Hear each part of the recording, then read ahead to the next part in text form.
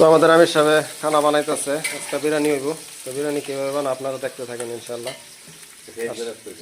পেঁয়াজ বেরেস্তা হয়েছে, এই যে প্রথমে পেঁয়াজটা এইভাবে লাল করে অল্প পেঁয়াজ ভাজিয়া উড়াই লইবেন, তারপরে যে পেঁয়াজগুলো থাকবে এভাবে দেখাইলে আপনারা কী করবেন, বাজবেন। ঠিক আছে, একটার পর একটা স্টেপ আমি দেখাইতে থাকবো ইনশাল্লাহ। আজকে আপনারা এই ভিডিওটা ফার্স্ট থেকে লাস্ট পর্যন্ত দেখলে ইনশাল্লাহ আপনারা বিরিয়ানি কীভাবে বানায় সম্পূর্ণ ইনশাল্লাহ শিখতে পারবেন। তো এখানে দেখতেছেন এই যে এটা হচ্ছে রসুন বাটা, এটা আদা বাটা, এটা হচ্ছে কাঁচামরিচ বাটা, গ্রাইন্ডার মেশিন নাই গতিকে সেট চালু হইছে চালু হয়েছে। আর এটা হচ্ছে মটর, এই যে আদা গাছ আছে বাইরে।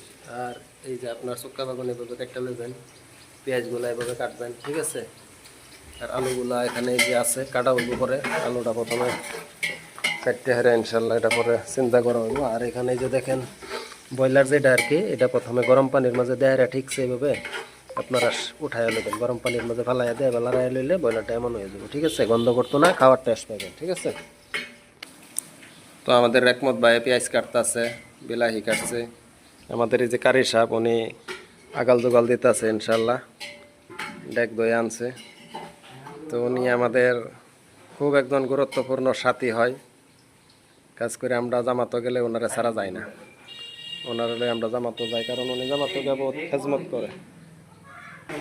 তো বিরিয়ানি বানানির প্রথম স্টেপ হয়েছে পেঁয়াজগুলো এইভাবে আপনারা বাজ্যা লাল করে উড়াইবেন। ঠিক আছে, পরবর্তী স্টেপ আমি দেখাইতেছি ইনশাল্লাহ। আমি বড় হেদিনা হেতা বাদ দে হেতা সলদা বাদ ইয়া মা তো ডাইলে রেখে দে, আয় খারো। তো 2 নম্বর স্টেপ হয়েছে চাউলটা ভাজতে হইব। হ্যাঁ, এই যে তেল দেওয়া হয়েছে, তেলের মাঝে অল্প পেঁয়াজ ছাড়া হইব নাকি, এতে অল্প দাও, এটাই বললে তো। হ্যাঁ, 2 নম্বর স্টেপ হয়েছে পেঁয়াজ কুচি দিয়ে অল্প ভাজবেন, অল্প জিরার গুঁড়া ছাড়বেন, তারপরে অল্প এটা কি লং দিতে হইব অল্প। ঠিক আছে, লঙ্কা, জিরা, পেঁয়াজ কুচি, তারপরে আপনার চাউল,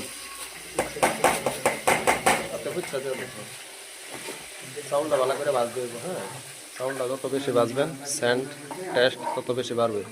একটু লড়াইয়া দিবেন, চাউলটা যাতে ভাজা ভাজা হয়ে যায়। গ্যাস বাড়াই দিলে তার বেশ নাই।